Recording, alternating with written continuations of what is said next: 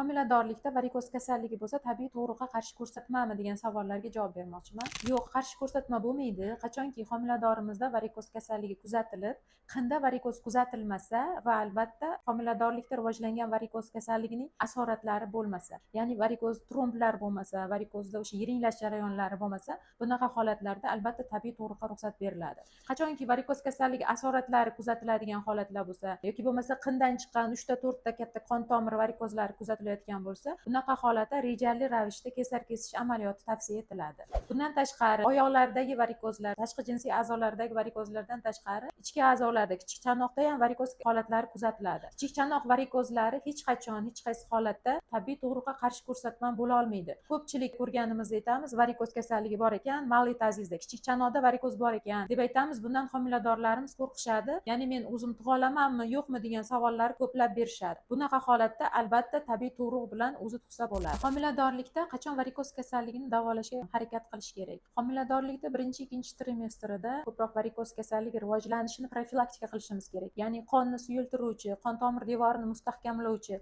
preparatlar qabul qilib turishimiz kerak. Lekin varikoz kasalligi o'zi rivojlanib bo'lgan bo'lsa, ya'ni oyoqlarda, kichik chanoq a'zolarida yoki bo'lmasa tashqi jinsiy a'zolarda varikoz rivojlanib bo'lgan bo'lsa, albatta uni tug'ruqdan keyin davolash tavsiya etiladi. Ushbu videoni varikozi bor bo'lib qo'rqib yurgan tanishinglarga yuborib qo'yinglar.